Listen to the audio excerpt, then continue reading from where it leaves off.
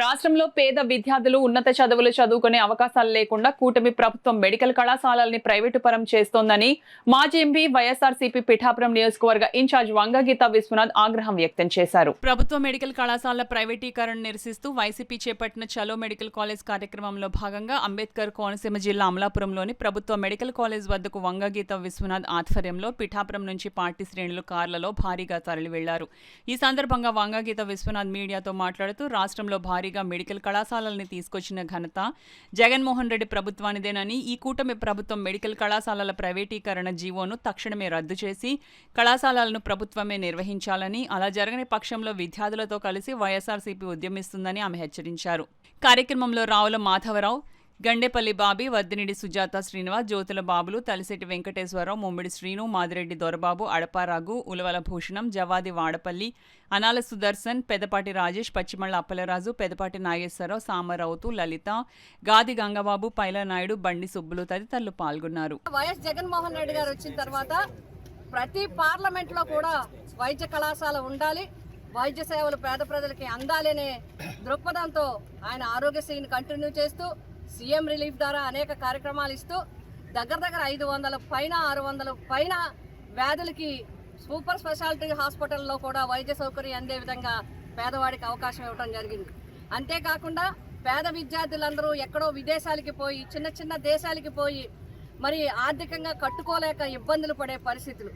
అంతేకాకుండా మన రాష్ట్రంలో మరి వైద్య విద్యకి కూడా అవకాశాలు ఉండాలి, ఎంబీబీఎస్ సీట్లు కావాలి, మెడికల్ సీట్లు అన్నీ కూడా పేద విద్యార్థులకు రావాలనే ఉద్దేశంతో ప్రభుత్వ మెడికల్ కాలేజీలకి అవకాశం ఇచ్చి కేంద్ర ప్రభుత్వం నుంచి ఒక రాష్ట్రానికి 17 కాలేజీలు పర్మిషన్ తేవడమే ఒక పెద్ద విజయం, అది ఒక మంచి అవకాశం. అది అలాంటిది 17 కాలేజీలు తీసుకొచ్చి సుమారు 6 కాలేజీల్లో దగ్గర 4 కాలేజీలు అడ్మిషన్లు కూడా స్టార్ట్ అయిపోయాయి, బిల్డింగ్లు అయిపోయాయి.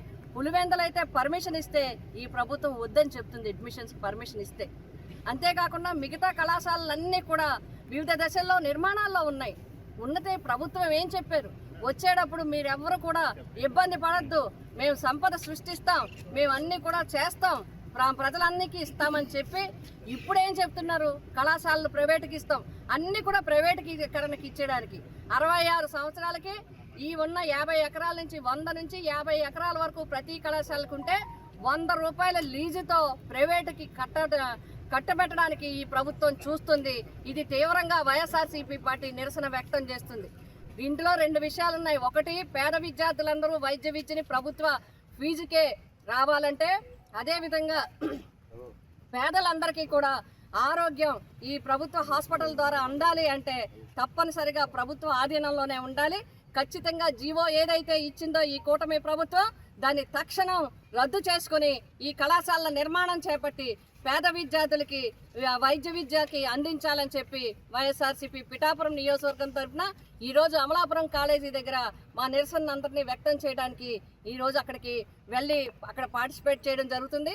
పేద వైద్య విద్యార్థుల తరఫున పేద బడుగు బలహీన వర్గాల వైద్య సౌకర్యాల కోసం మేమంతా కూడా పోరాటం చేయడం జరుగుతుంది.